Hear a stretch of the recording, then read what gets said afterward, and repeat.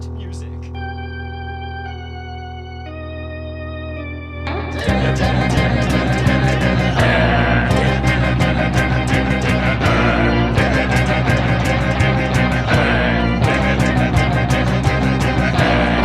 He's not a bat, he's a man who fights crime. And we're gonna watch him fight for a minute at a time. With John and Niall and a guest who doesn't rhyme. It's Bat Minute!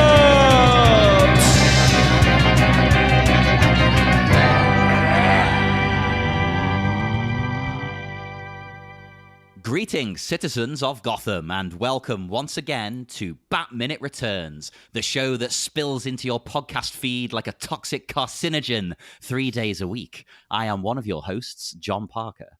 And I am the other host, Niall McGowan. Are you toxic? Oh, I'm toxic.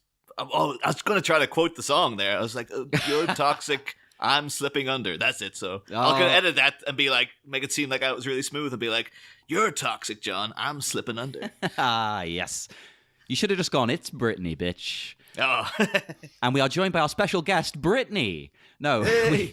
we are joined today by our very special guest. You may remember him from last season. It is musician, globetrotter, and Bullet Club member, possibly, Gaz Flint. Hi. Hi, everyone. You want to be a member of the Bullet Club? Who doesn't? That'll appeal to about 5% of our audience, but I know some of you listening are big wrestling fans. So, Should also mention as well that since the last time Gaz has been on, and I only just remembered this morning, like, you went viral. Like, in the past year, you had, like, a viral photo that was, like, a big deal. Like, and you got interviewed worldwide and stuff, didn't you? I got interviewed by South China Morning Post. If anyone has seen a picture of some monks in a Hong Kong train station with Nirvana bags, I took that. So, hey, celebrity here, folks. The Nirvana, the band, like the actual, like the smiley face with the X eyes and stuff. Yeah. Well, that's the beauty of it, because, you know, multi-layered meaning to the word. yeah, I didn't. Someone else put it on Reddit. I actually emailed Courtney Love and she never got back to me. Oh, because she shared it, didn't she? And didn't credit you, I believe. Yeah. To be fair, we tried to get one of those monks on, but they weren't biting. Someone said they might have been nuns. Oh. So, yeah, I don't know. No matter what, we're calling you out, Courtney Love. Come on the show and defend yourself. I think people who call out Courtney Love all the damn time, though. I'm sure she's got a lot to say about Batman Returns. Oh, I bet she does. It seems like her kind of film. Yeah. But speaking of Batman Returns, here we are with minute 19, and the minute starts with a frozen landscape, and it ends with talk of the evil that men do with their frozen hearts. There's a Frozen theme. We do get like we kind of had to skirt around it last week, but we do get a shot of Arctic World, which is not, it's the viewing window of Arctic World. It's not like a door. It's like, this is the window that, you know, you see throughout the rest of the scene. But it was one of those things of like, you know, that kind of, what do you call it, like the Mandela effect. Although it's not quite like that. But I've always misremembered this polar bear as being a polar bear with 3 heads. For some reason, I always thought that it was supposed to be like, oh, it's like, because, you know, it's the hideout of the penguin and he's a weird, freaky looking guy. And this was supposed to be like, oh, you know, it's Arctic World's a weird, freaky looking attraction. So I thought it was like, yeah, it's a polar bear with 3 heads. And it's supposed to be like, oh yeah, it's like Cerberus. It's like the Hound of Hades because you're going to the bad guy's lair and stuff. And then you look at it, it's like, no, totally. It's just a polar bear with its arms up. Well, I'll defend you somewhat, right? Because clearly you thought that, because back in the day on VHS, it probably was hard to discern what the hell you were looking at there. Oh yeah, I think that would have definitely have been the case, to be fair. So. We don't have the beauty of HD then. It was all fuzzy and like, hey, what am I seeing here? Especially dark scenes. You were like, what? Yeah. I will mention as well that we got a thing on the Listener Society, because I put up a picture after we recorded of that weird elephant thing doing like the pelvic thrust. And someone sent in a picture of someone standing next to it. That must have been like a behind the scenes thing. He didn't say where he got it from. But it's a proper, I would have assumed this was like a little tiny model. But it was a full-sized thing. Like he was saying, like, yeah, this big elephant thing towering above him, right next to him. So I guess they had to build a full kind of set for Arctic world. Because I guess at the end you do see Batman and the Penguin fighting outside this thing, so it would have been a whole an actual park, I guess, they use rather than models. Now you're making me sound unprepared. I thought it was models, and then they just built like one little set. I thought it would have been a miniature. Yeah. Then it'd have been easy to do the whole camera panning through it shot. Yeah. Unless there was a cut or something, but unless they also did, this area was also built to scale, and they did a miniature, and they just used it for that shot, and then in the finale, you're actually seeing this actual full sized thing. And well. I wish this was a 3-headed polar bear though, because it could have been like the penguin's taxidermy. He's just taken the polar bears and stitched them together because he's a freak. Yeah, but so then we go, getting to catch up again with the good old Max Schreck.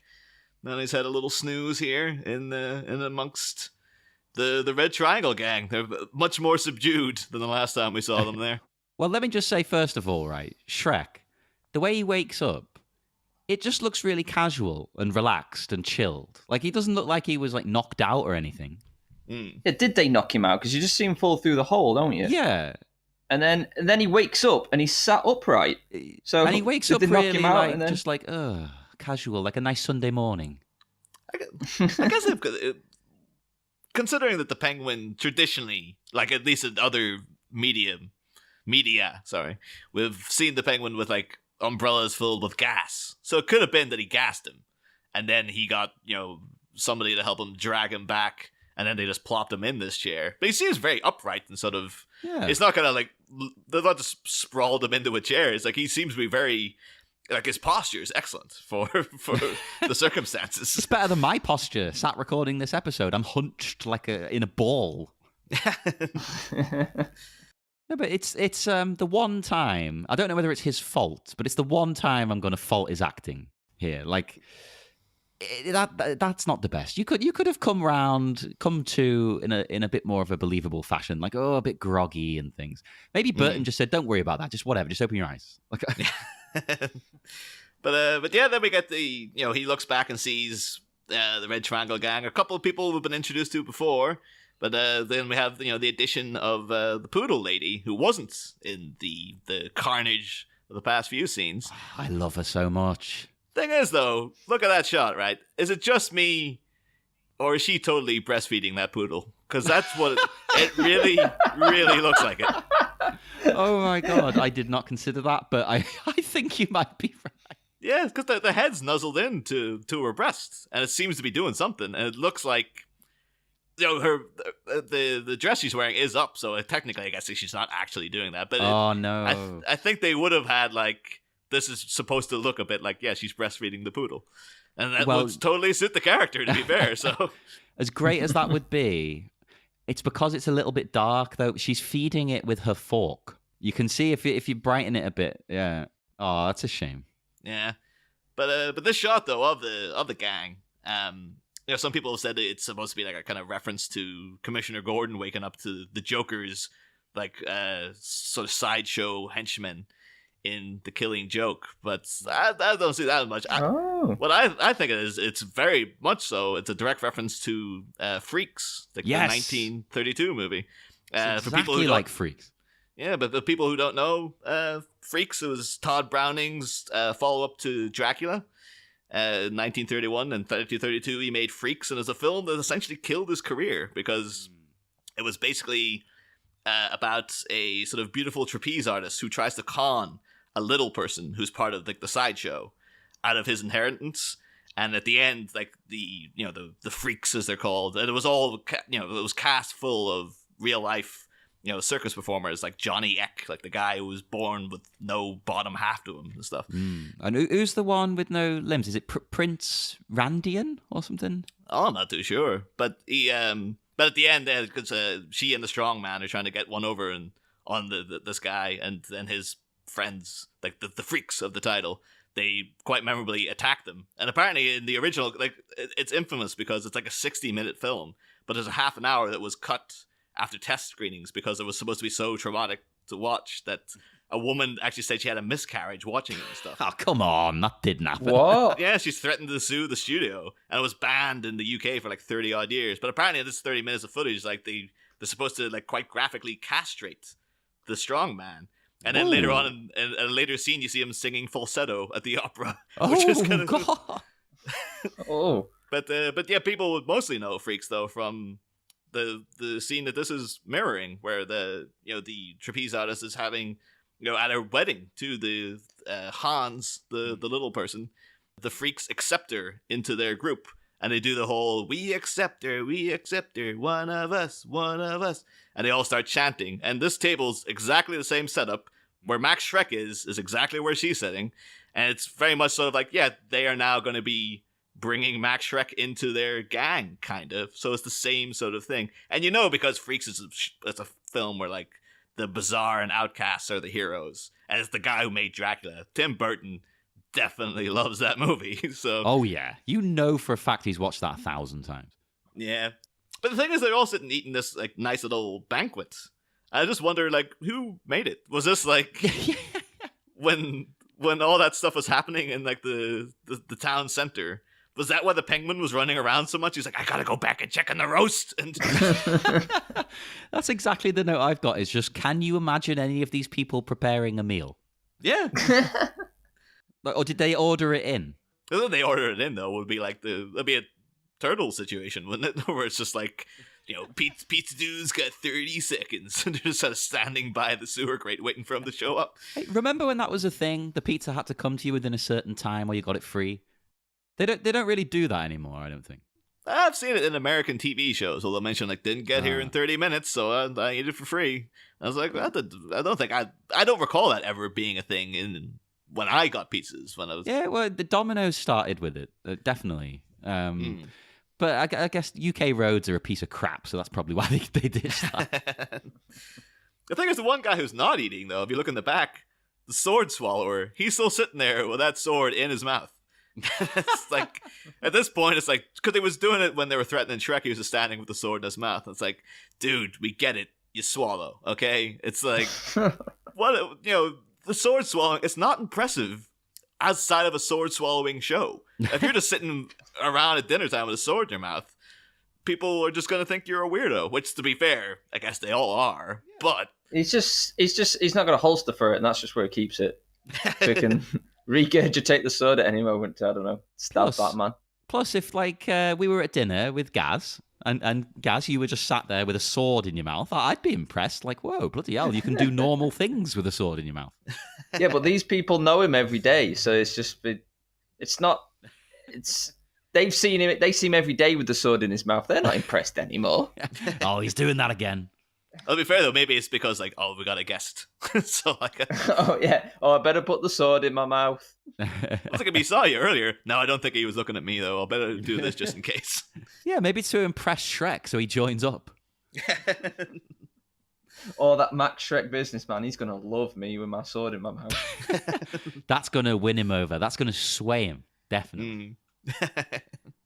Have you talked about, as he's known, Thin Clown? Oh, Thin Clown. No, not yet. No. You know who the actor is? It's Doug Jones, isn't it? Doug Jones? I could not believe that. Oh my God.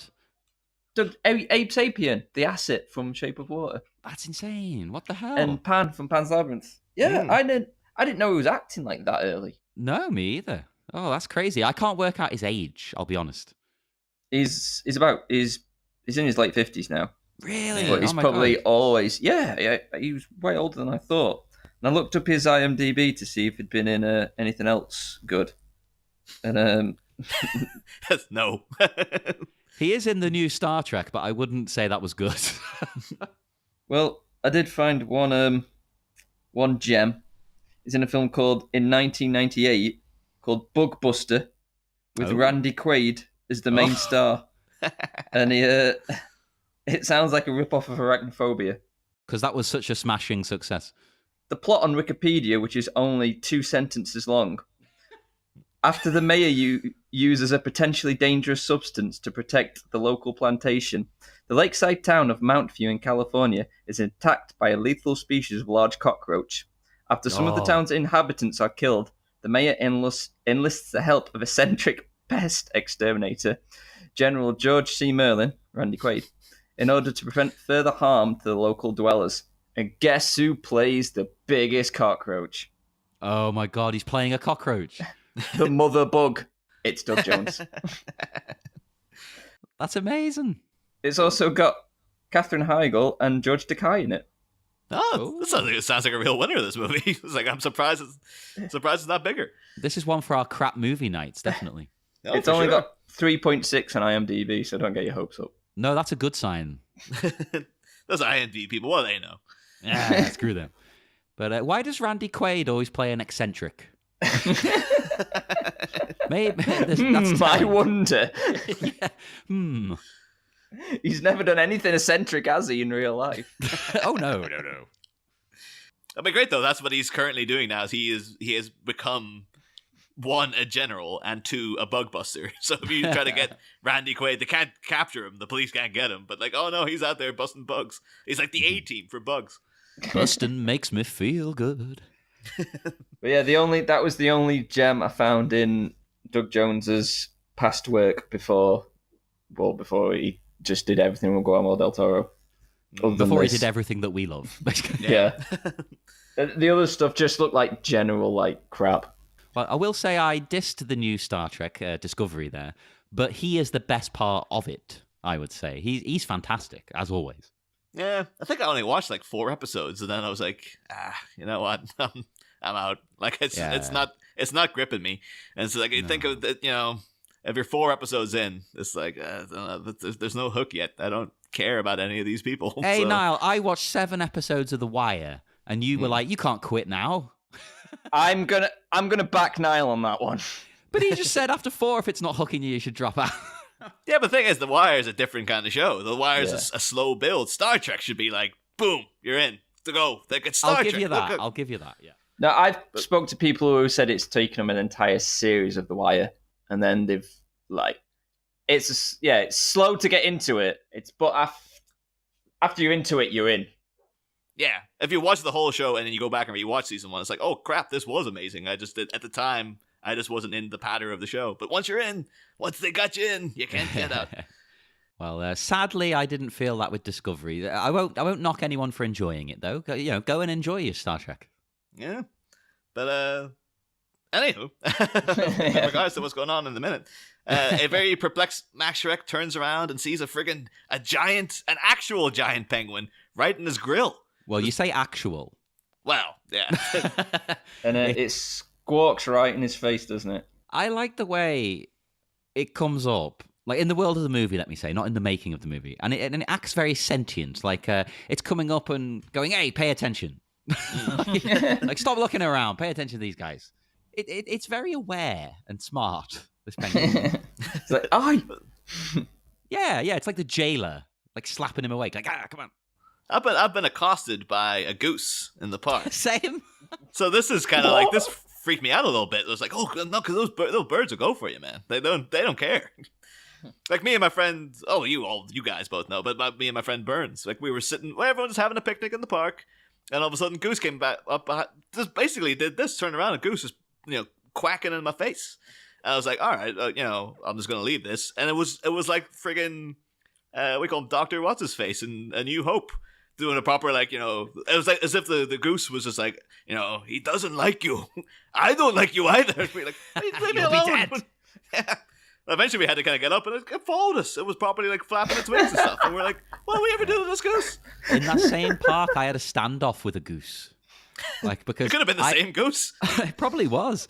I was trying to walk home from work through the park, and it was like a narrow bit of the path, and the goose was standing there.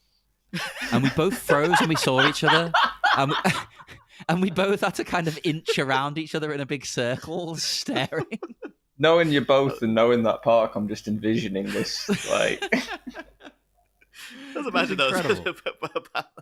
It was like an autumn mist was coming through. Oh, yeah, basically. There was no one else in the park. Like Silent Hill, and then you just see the goose come through the fog. It was exactly like that, and there was no one else in sight. It was terrifying. I thought I was going to have to kick its head off. It That'd be a thing though. They get like in the Liverpool Echo, the newspaper, will just be landing. It's like 5 more kids have gone missing due to goose feathers found lying in the grass nearby. Now that's a horror movie that writes itself. Do you know the way it squawks at him? How did they get it to squawk at him perfectly? Do you think they told him, right, Chris, give the penguin a little kick in the tummy, and it'll turn around and squawk at you? Oh no, you can't hurt them. I'm assuming this one is the fake one, right? I'm guessing this is a fake one. I'd imagine so, yeah. Some of them are real and some of them aren't. This is the problem. It's very hard to tell which ones are. There's ones here that are very mechanical looking in the next shot. Yeah, I picked up on that.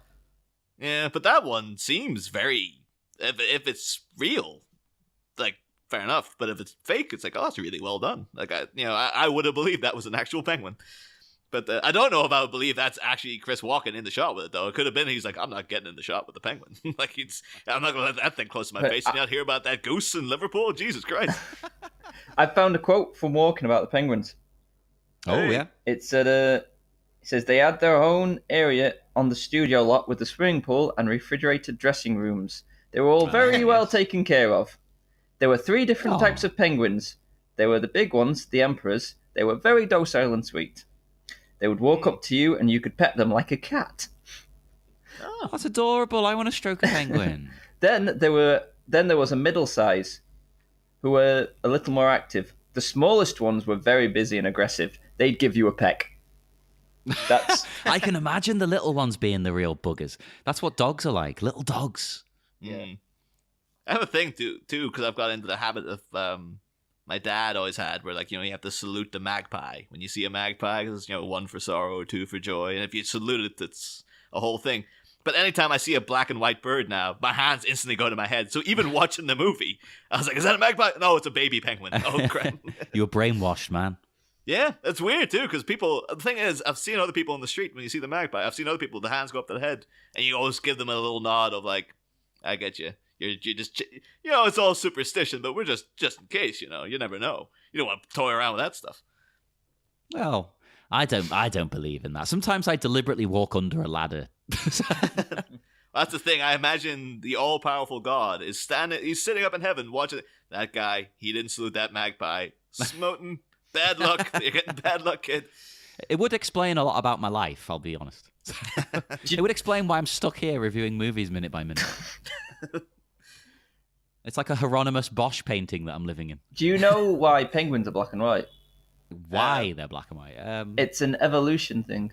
Ah, okay. I know. Because when they're swimming, like their tummy, if you will, is white. So when people, well, not people, what am I talking about? Predators on like bigger sharks and stuff look up and they see a white belly, they can't see them as well because they think it's the sky. Sense. And when people, what am I talking about? Or maybe people who want to hunt them, or any predator looking from the water, looking down at the water because they're black. Obviously water's dark. So that makes a whole lot of sense. But I didn't think about that. Those kind of things are crazy, though, just in nature. Like the fact that would happen is just insane to me. That the evolution occurred in that way, just naturally to protect these animals. It's like, what's so crazy? Are you advocating for creationism there? No, it's more like, I remember seeing a thing one time where they're talking about the way that snakes hunt, and they have a whole thing. There's a certain type of snake that sheds its skin and it leaves it in a certain way. So when things approach, they think that's the snake. They think they got the drop on it. It's like a velociraptor comes out at the other side. But the thing is, that's the thing that all these snakes, just in their head, know to do. I was like, that's amazing. That they all know the same trick is just in their nature to know to do that. It does fascinate me that, because we don't have a lot built in other than the very basics like cry. Yeah. Urinate. Yeah. But that kind of stuff is just like, that's just amazing. That I'm not saying that is a credit. I believe that God Himself has programmed this into the snake. But the fact that even through evolution and what as a natural occurrence that the snakes all know to do that, and the fact that the penguins obviously changed over time to like, yep, this is a thing that some unconscious level through evolution that they changed color into this scheme just so that could happen and stuff. Was evolution amazing. is a mystery. Yeah. No. Got you, Only Gaz. me and John get that one. I was hoping you would respond. It's a wrestling. Yeah. Oh, I figured. But we do get, of course, a blast of the theme that's been hinted so far, because we've always had this, dun, dun, dun, dun. And now we got a big trumpet, dun, dun, dun, dun, dun, dun. And then after that, we get the reveal of the main, I guess, he is the main villain of the piece, really, isn't he? But got him and Catwoman, but Catwoman is more of a sort of anti-hero, almost. Yeah, you're not 100% against the Penguin either, but you're more with Catwoman out of the two of them. I've got here that the music is just perfect. So when it starts, it's the same theme, but it goes almost carnival-esque as it's panning across the Red Triangle Gang. And then it gets quite somber and menacing almost seamlessly. And then it crescendos when it goes to Penguin, and then it stops when he talks. Yeah. it's just Danny Elfman at his best. It's incredible. Yeah, but actually, me and you guys. We went to see when Danny Elfman. Well, he was there at the end of the concert, but it was the orchestra playing all the Danny Elfman themes, and as part of the Batman suite, they had a whole big thing of the Penguins theme and stuff, which you don't usually see. And like when people come out to do Star Wars theme and the Imperial March and stuff, like these really well known numbers. And if they ever do Batman, it'll be the main Batman theme. But to see a live orchestra actually playing the Penguin theme was like, this is a thing you usually even see in TV and stuff. This is great. Yeah, it was amazing. I think this movie and this soundtrack are some of his best work. Like for both of them, for Burton and for Elfman. Like, and combining the two together, I get the impression that they're both really proud of what they've done with this one. Oh yeah. But then, of course, we get the reveal finally after all these minutes of Danny D playing Ozzy C. Danny DeVito as Oswald Cobblepot. It's a penguin, damn it! Oh my god, finally. Well, to be fair to him, only minute 19, gracious enough to show up this early in the movie. It was minute, 37 when the Joker showed up? And we're like, by that point, we're like, oh, finally, Jesus, he's here. After so much, we're like, no, you can't talk about the Joker now, because that's Jack Napier. That's a different character. You have to hold all the Joker stuff until the Joker shows up. But the Penguin's mercifully just gone like, oh, here I am. Well, to be fair, in the last one, you did have to set the scene and set the world up a little bit. I mean, okay, granted, they didn't do the Wayne murder straight away, thank God, because everyone else does. But I'm sick of seeing that bloody scene. But, this time, it's all established. You all know what's going on now. Just in saying that, though, like, have you wanted to see Teen Titans go to the movies yet, Gaz? Or? No, I didn't even watch Justice League. I'll admit that now, because I was like, I'm not going to enjoy this film. It's going to anger me. I'm not going to watch it. The thing is, like, the Teen Titans Go, like that series, because it's much more in the vein of like Adventure Time or something like that. It's just a weird cartoon, and it's actively making fun of every superhero movie. Like, the whole plot line is that the Teen Titans are angry that they don't have a movie based on them. And so one of the things they do is that they get a time machine and go back and prevent every other superhero from being created. And they have a whole thing with the ways created as superheroes or being born, like prevent they prevent the inciting incidents, like they save Krypton from being blown not up. the conception of the person. Okay. It's a very minor plot point because it kind of happens, and like they have they prevent the Waynes from going down Crime Alley by going like, why don't you take like Happy Alley, and it's this nice bright sunshiny, and then they find out though like this all kind of backfires on them, so they have to go, we better go back. And like they essentially have to go back and blow up Krypton, and then you just see them shoving the Waynes into Crime Alley and putting the pearls around Martha's neck and stuff, and going like, "Yep, good luck, see ya." It's very, very good. Like I highly recommend it. I love it when streets have funny names like that, though. Like there is one called like, what is it? There's one around here called like Robber's Lane or something like that, or Robber Alley or something. The thing is, you come out of that, it's like, I just got mugged in there, and the police are like, well, to be fair, that's your own fault, isn't it? So, it's not as if the sign wasn't there. Now, I don't know if this is deliberate or a complete coincidence, but also near all the gay bars in town, there's Leather Lane. That seems too coincidental to me. Yeah, no, that must have been it was either they deliberately set up near there or they renamed the streets that in That's what I'm tribute thinking. or something. Yeah. Anywho, though, but yeah, we get to talk about the Penguin, who the Penguin is. The Penguin was a character who debuted in Detective Comics number 58 in December of 1941.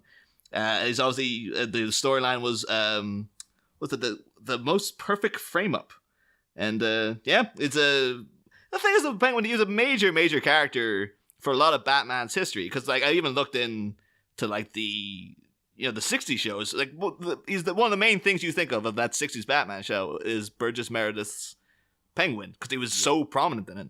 And right enough, I looked up and he actually featured in 21 episodes, and the Joker featured in 22. So he's just one episode shy of Batman's arch nemesis. Yeah, I'd say he's the number 2 villain that I think of from that show. Yeah, and the thing Sam Hamm has said in documentaries and stuff, like the Penguin being there when he was writing his initial drafts, it was the studio going, you have to have the Penguin, because in their mind, like Tim Burton wanted Catwoman, and the studio's mind is like, no, it's the Joker, then the Penguin. That's the hierarcy of Batman villains.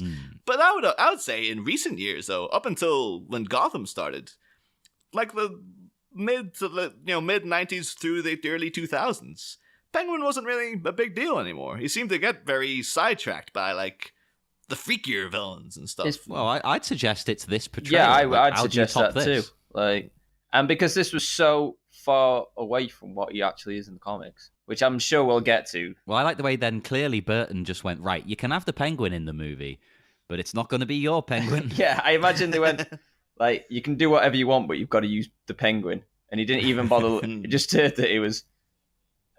But he didn't hear that he was a mob boss who was just short and fat. He was like, ooh, the Penguin. I'll have a half penguin man. And he lives in the sewer with an army of penguins. And like he's like circling around the room, around the producers, like, no.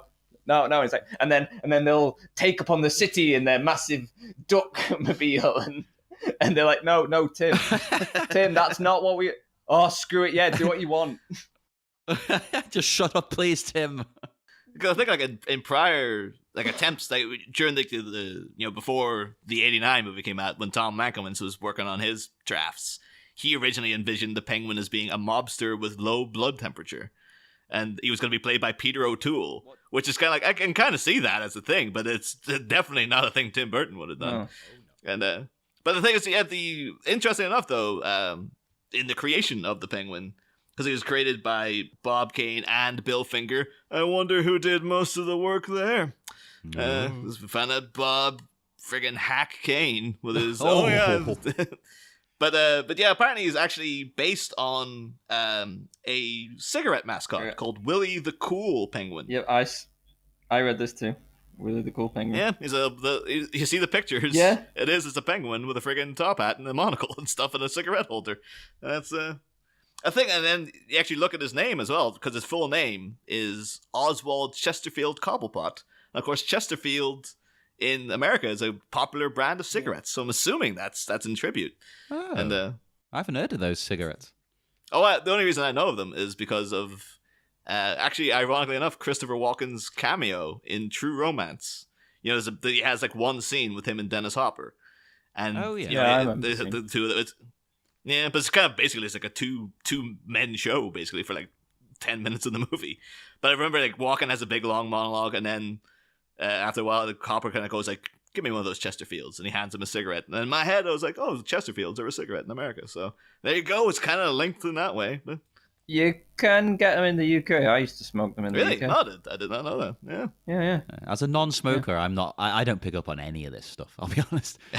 The only ones I notice are the ones in Tarantino movies. I think I only know cool cigarettes as well, because have you ever see Thank You for Smoking? With, of course, Aaron Eckhart, who would go on to be Two-Face in The Dark Knight and stuff. But he has, there's a bit where he meets up with Sam Elliott, who's playing like a retired version of the Marlboro Man in that. And if you know, Sam Elliott's voice is just like the most amazing voice known to man, coming out of the most amazing mustache known to man. And he's kind of saying about like, I think at this point he's got cancer and stuff because he had to go out and smoke loads for Marlboro. And he's just like, yeah, the irony is I didn't even smoke Marlboros. I smoked Cools. cools. As the way he says cools, like I remember even in the cinema at the time, but like, oh, that's how you deliver a word like that. That's so. But yeah, there you go. The penguin and his cigarette links was, of course, one of the most freaking iconic elements of him. You don't get that much in this movie, is the cigarette holder with the thing at the end. So he is linked in with the lung trauma. This guy. Yeah, don't smoke, listeners. Don't smoke. Yeah. But he does a very casual sort of like intro of just after the bombastic theme you got from the kind of climax of the music. And he just gives a very sort of like, mild, like, hi. Hi. Do you know what it reminded me that? In the Mighty Boosh when you see old Greg for the first time? Yes. And the mist clears and he's just there on the boat and he goes, hey there. How's it going? I don't know, it just reminded me of that watching it back. Oh my god, maybe that is a reference to this. Like, because they definitely would be the kind of people to like this movie. Oh, definitely. Yeah. What's it doing here in my water? But I do love, though, again, like the Walken's reaction, though, because it is kind of like, uptight, cool, level-headed businessman, and it just has this sort of thing of like he's kind of slightly just aghast, but it's a real like, what? Like it's just like he's not going into full-on freak-out mode, but you can see this very subtle like, what the hell, kind of on his. Well, of course, would be your natural reaction. Well, it's realistic, yeah. And I think we've gone from me insulting Walken's acting to now he's acting for his life. This is fantastic. Like, he looks scared, he looks bemused, but also fascinated. It's great. He's not overdoing anything. So we'll say, though, because, up front, this and next week, this is one of like the top 3 scenes in the movie for me. Like the introduction of the penguin, and there's another couple of scenes later on. We'll get to them. My favorite scenes near the end. We'll get to that in due time. Ooh.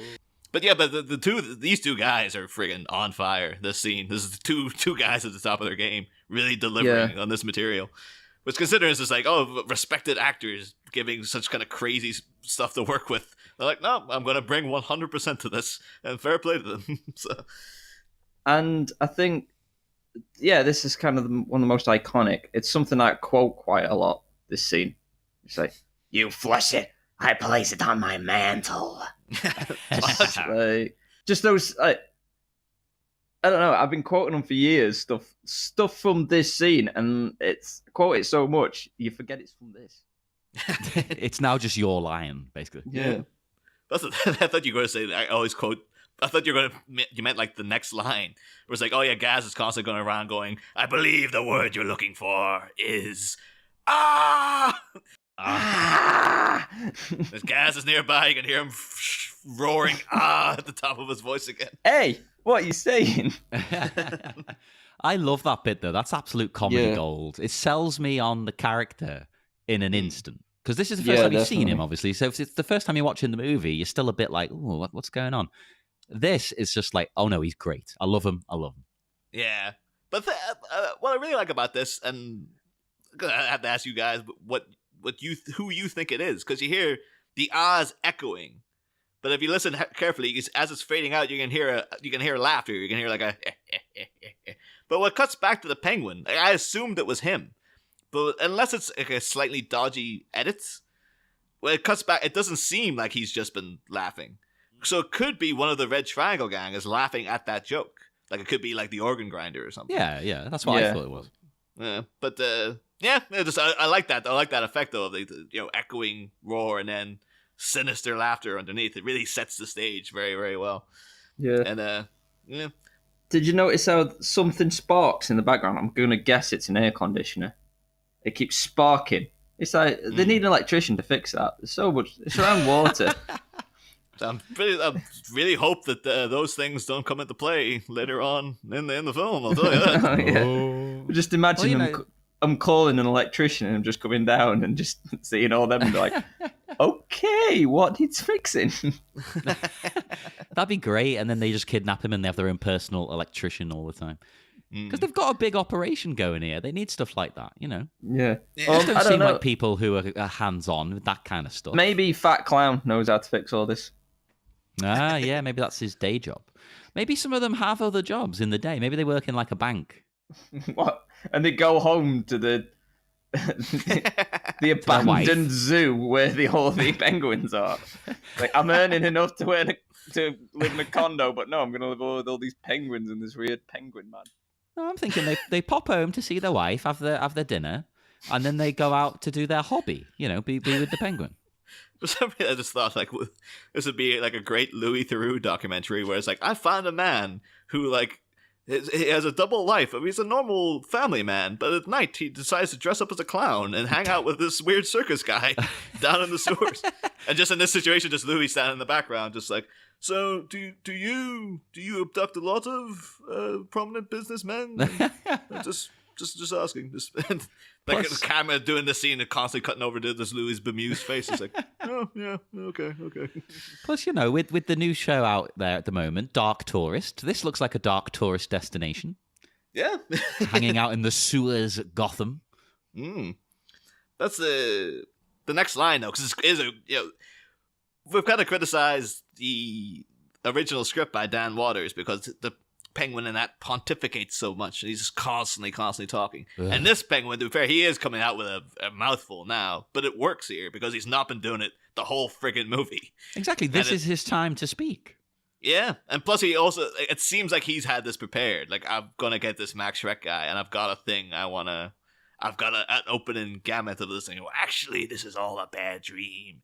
You're at home in bed, heavily sedated, dying from the carcinogens you spew and a lifetime of profiteering. And it's like, yeah, it's just, he's clearly been like, oh, I'm going to put the screws to this guy. Oh, I love that. Yeah, him talking about the carcinogens, because I always enjoy it when a villain, especially a Batman villain, has a thread of sort of truth and almost nobility to what they're doing.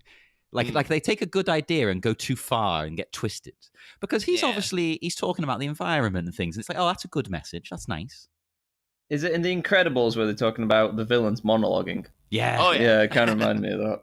I think that's my favorite scene. It was like when he's throwing him around with that kind of weird power ring he has, and he's just monologuing away, and he accidentally lets him go. And Mr. Incredible just goes like flying off into the jungle, and he's just like, oh, crap. Has to go and find him again.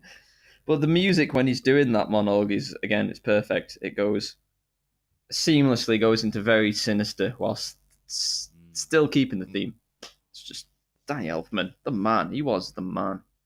Then we get because should mention as well that the penguin, courteous man that he is, has been feeding the penguins. He's down there and he hands off the buckets to the poodle lady with nary a word said, and that's kind of it for the end of the action for the minute. The only other thing I had was I just noted in the background that the organ grinder's monkey is playing with some red-headed lady. We don't really get seeing that much. I have to keep an eye out for her to see if she pops up later in the movie. So she was one of the Red Triangle guys. Like, I don't remember her doing anything in this film, but no, I actually don't really. Off the top of my head, I can't recall her being particularly featured. But shall we wrap this one up and then move on to the next minutes? I do have one piece of info, which we've touched on previously, but I didn't really go into in depth. But I've stolen this from the Batman wiki. I'll just let you know now. I haven't written this myself.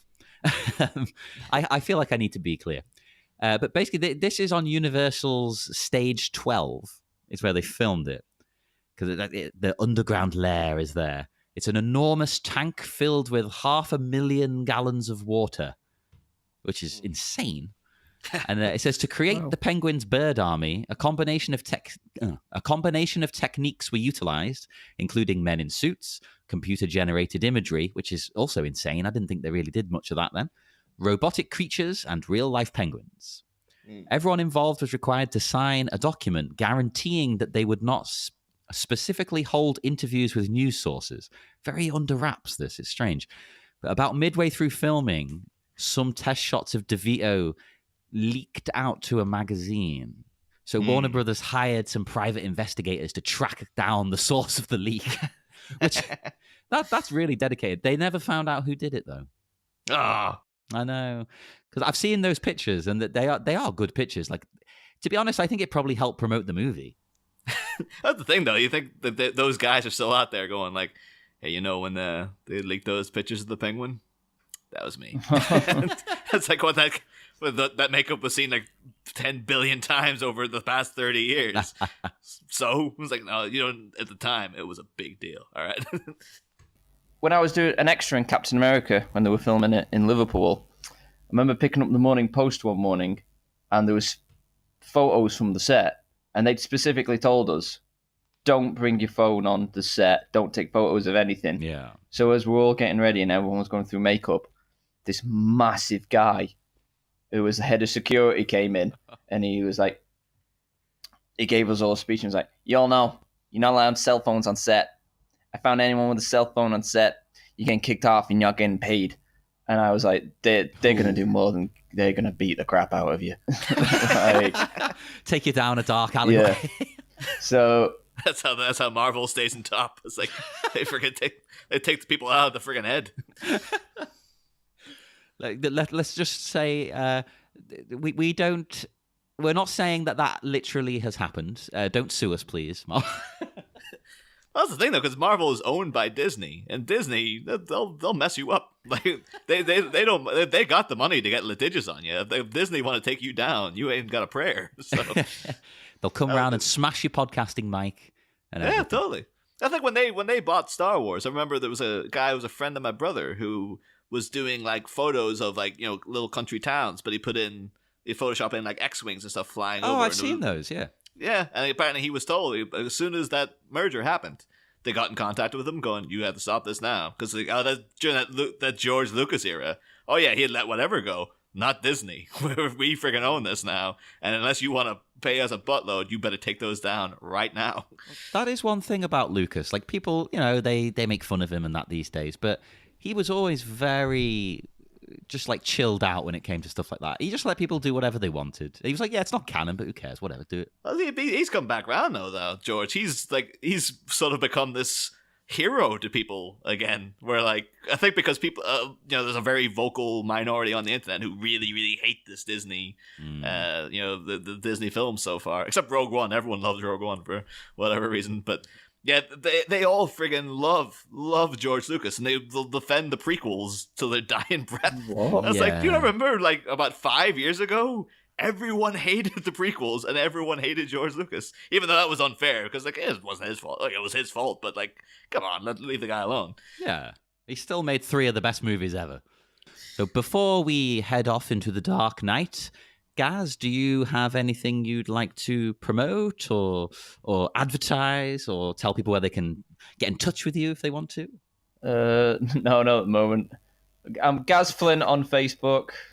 Yeah, I have a video vlog on YouTube called Ginger in Asia about my travels around Asia, and I'm in a band called Pumpkin Bomb, which is a reference to a different universe in the Marvel universe, but. Yeah, you can find that on SoundCloud if you want to listen to us. Hey, it took me an insane amount of time to realize that was a reference to Spider-Man as well. Can I just point out? Pumpkin Bomb. Shout out to Spider-Man Minute. I have to ask, have you ever done like a cover of like the Runaways Cherry Bomb and put in Pumpkin Bomb as a kind of... Or is it just like, nah? It'd be kind of hard to go pumpkin bomb. Yeah, too many. We just did it. Oh yeah, it's the same syllables. So you can totally work that in. Not yet, no. We've never done any covers. Well, that's your first cover there, sorted. You've got to do it now. It's contractually obliged. We've contacted the Runaways people. It's going ahead. Well, we're currently inactive, Pumpkin Bomber. I'm working at getting it back active again, if you will. But I've got to get in touch with Disney Marvel. And go like, you need a song for the new Spider-Man movie? Yeah, you're the guys. You're the guys. The thing is, though, that'd be like, you get in touch with Disney Marvel and they're like, you're using a Spider-Man reference as the name of your band? Hello, lawsuit. Have you made any money off this, man? No, if that was the case, I'll just be like, no, actually, it's a reference to the bomb from World War II. Nothing to do. No, I've never read a Spider-Man comic. Spider-Man? Spider-Man? What? Who's Spider-Man? But anyway, we will depart and let you enjoy your Monday. We'll be back on Wednesday with Minute 20, and Gaz will be returning. I surely will. Yes, I haven't done any of our plugs because I'm stupid and I've completely forgotten. But if you would like to chat to us in the meantime, we are on Facebook at the Bat-Minute Listeners Cave, and we are on Twitter at Bat-Minute. So, send a tweet over and also review us on iTunes. It's a lovely thing to do. Oh, and you're lovely listeners, aren't you? Aren't you? Huh? Come on. Give us the 5 stars. Give us the 5 stars. Getting a bit intense now, but Yeah, you better give us the 5 stars or you're not getting any more content, damn it. Every time you give us a 5-star, you get an episode. So there you go. There you go. But no, we will be back on Wednesday, regardless. Join us then. next time, a parasol panorama. A tussled tycoon talks to a foul, fiendish loon, and his feasting goons in the city's septic spittoon. But will a display of a loot of custom-built bumbleshoots cause Shrek to suddenly give a hoot? Find out Wednesday. Same Bat Pod. Different Bat Minute.